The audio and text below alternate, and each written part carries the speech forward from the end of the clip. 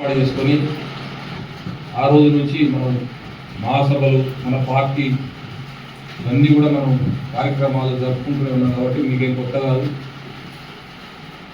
దాదాపు చాలామంది పాత వాళ్ళు ఉన్నారు, కొంతమంది కొత్త వాళ్ళు ఉంటే ఉండొచ్చు.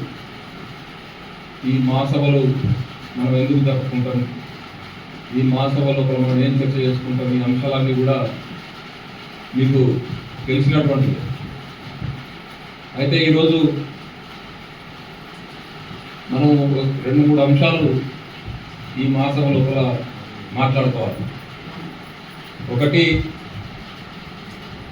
దేశ రాజకీయాలు, రెండవది రాష్ట్ర రాజకీయాలు, మూడవది మన కాలనీకి సంబంధించినటువంటి డిమాండ్స్, మన కాలనీకి రావాల్సినటువంటి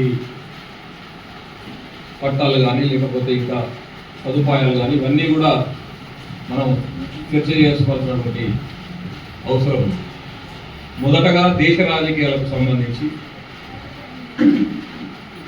దేశంలో బీజేపీ పార్టీ అధికారంలో ఉన్నది మీ అందరూ తెలుసు.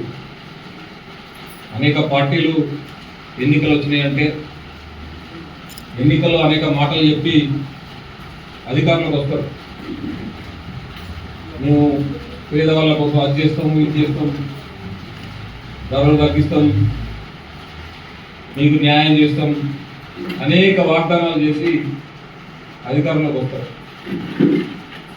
అట్లనే కేంద్రంలో ఉన్నటువంటి వాళ్ళు కూడా గత 12 సంవత్సరాలుగా ఈ దేశాన్ని పరిపాలిస్తూ ఉన్నారు. ఈ 12 సంవత్సరాలుగా అనేక మాటలు వాళ్ళు చెప్పడం జరిగింది. కానీ నల్లధనం విదేశాలలో మునుగుతూ ఉన్నది, ఆ నల్లధనం మొత్తం మన దేశానికి తీసుకొస్తాం, ప్రతి ఒక్కరు బ్యాంక్ అకౌంట్లో 15 లక్షలు వేస్తాం, ఈ దేశంలో చదువుకున్నటువంటి వాళ్ళందరికీ ఉద్యోగాలు ఇస్తాం, సంవత్సరానికి 1 కోటి ఉద్యోగాలు ఇస్తాం, ఈ దేశంలో ఉన్నటువంటి పిల్లలకు ఉచితంగా విద్య ఇస్తాం,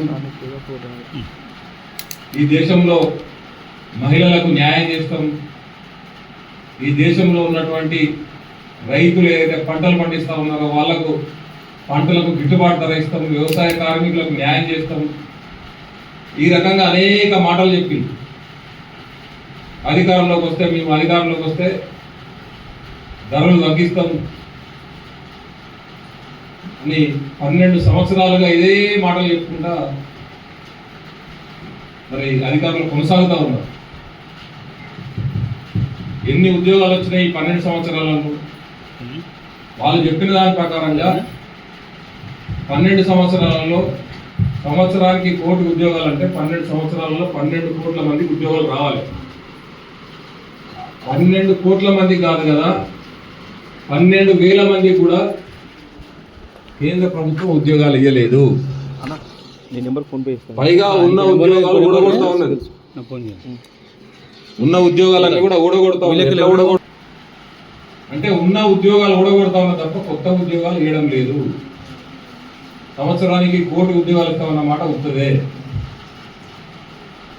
రైతులు పండించినటువంటి పంటకు గిట్టుబాటు ధర వస్తలేదు. రైతులు వడ్లు పండిస్తే లేకపోతే ఇంకేదైనా పంట పండిస్తే మార్కెట్ పోతే మాత్రం వాళ్ళకి ధర రాదు, పండించిన వాళ్ళకి ధర రాదు.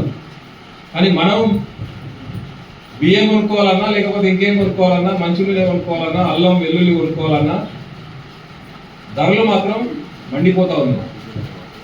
అంటే మధ్యలో ఉన్నటువంటి దళారులు జేబులు నింపుకుంటా ఉన్నారు తప్ప అటు రైతులు బాగుపడతలేరు, ఇటు సరుకులు ఉన్నటువంటి మనకు న్యాయం జరుగుతలేదు. అంటే ఈ ప్రభుత్వం దళారుల కోసం పనిచేస్తూ ఉన్నది, అటు రైతుల కోసం కాదు, ఇటు పేదవాళ్ళ కోసం కాదు. మరి చదువుకునేటువంటి పిల్లలకు ఉచితంగా విద్య ఇస్తాం, మంచి చదువులు ఇస్తామని చెప్పారు. ఈరోజు ఫీజులు కడితే తప్ప ఉద్యోగాలు వచ్చే చదువు దొరికే పరిస్థితి లేదు. ప్రైవేట్ స్కూళ్ళల్లో